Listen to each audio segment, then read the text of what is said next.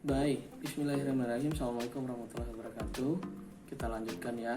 Nah, pertemuan kali ini kita akan lanjutkan materi sebelumnya.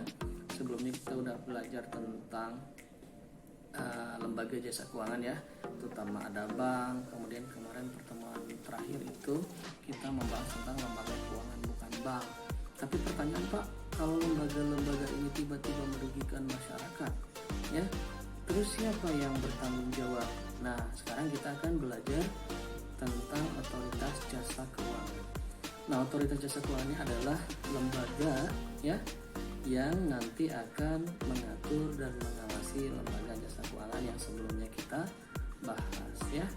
Namanya OJK ya, otoritas jasa keuangan, bukan ojek ya.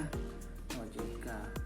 Nah, OJK ini ya dulunya tugasnya ini dipegang oleh BI, tapi sekarang semenjak ada OJK, tugasnya BI dipindahkan ke OJK dalam rangka mengatur dan mengawasi lembaga jasa keuangan. Nah, semenjak ada Undang-Undang Nomor 21 Tahun 2011, kemudian terbentuklah OJK. Ya, OJK adalah lembaga independen dan bebas dari campur tangan pihak lain yang memiliki fungsi, tugas, dan wewenang mengatur, mengawasi, memeriksa, dan menyelidiki di dalam sektor jasa keuangan. Jadi kalau misalnya ada jasa keuangan yang merugikan, yang nakal, katakan atau istilahnya bodong ya, atau penipu, nah nanti yang mengawasi adalah otoritas jasa keuangan, termasuk memberikan izin ketika ada lembaga jasa keuangan yang mau beroperasi. Ya, itu undang-undangnya adalah Undang-Undang Nomor 21 Tahun 2011. Nah, visi misinya adalah menjadi lembaga pengawas industri jasa keuangan. Pasti ya, yang terpercaya, kemudian melindungi konsumen dan masyarakat, dan mampu mewujudkan industri jasa keuangan yang menjadi pilar perekonomian nasional. Misinya pertama, mewujudkan terselenggaranya seluruh kegiatan di dalam sektor jasa keuangan. Kemudian mewujudkan sistem keuangan yang tumbuh secara berkelanjutan dan stabil, serta yang terakhir adalah melindungi kepentingan konsumen dan masyarakat. Nah, misi inilah yang nanti akan menjadi tugas OJK ya. Fungsinya apa? Fungsinya adalah mengatur dan mengawasi pasti ya. Jadi ibarat polisi ya. Nah, tugas OJK ini adalah polisinya lembaga keuangan. Jadi kalau ada lembaga keuangan yang nakal ya, yang merugikan konsumen, maka nanti akan diproses oleh OJK. Tugasnya tadi sesuai dengan misinya adalah mengatur dan mengawasi kegiatan jasa keuangan di sektor bank. Satu. Yang kedua adalah sektor pasar modal. Yang ketiga adalah sektor lembaga keuangan bukan bank. Jadi 3 sektor ini ya yang diatur dan diawasi oleh OJK. Nah, lembaga jasa keuangan bukan banknya ada apa aja? Ada asuransi, dana pensiun, lembaga pembiayaan dan lain sebagainya ya.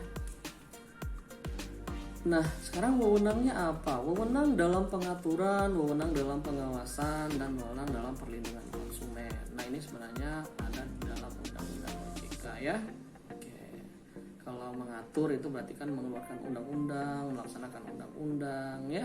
Kemudian membuat peraturan. Kalau pengawasan, nah ini melakukan pengawasan, memberikan izin dan mencabut usaha ya, serta memberikan perintah tertulis kepada lembaga keuangan yang menunjuk pengelola statuter ketika terjadi masalah dalam sektor jasa keuangan, dan menetapkan sanksi administratif. Yang tadi Bapak bilang, oh ini kadang-kadang OJK ini seolah-olah menjadi polisinya lembaga keuangan. Jadi kalau misalnya kamu dirugikan dengan investasi bodong, dengan lembaga keuangan ya yang bodong, misalnya yang penipu, nanti silakan bisa melapor ke OJK.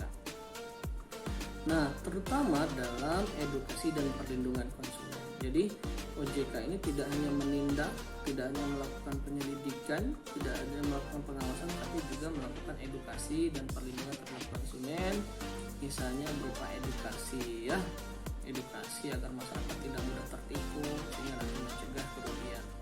Kemudian pelayanan atas pengaduan dan pembelaan hukum untuk kepentingan perlindungan konsumen dan masyarakat. Ya.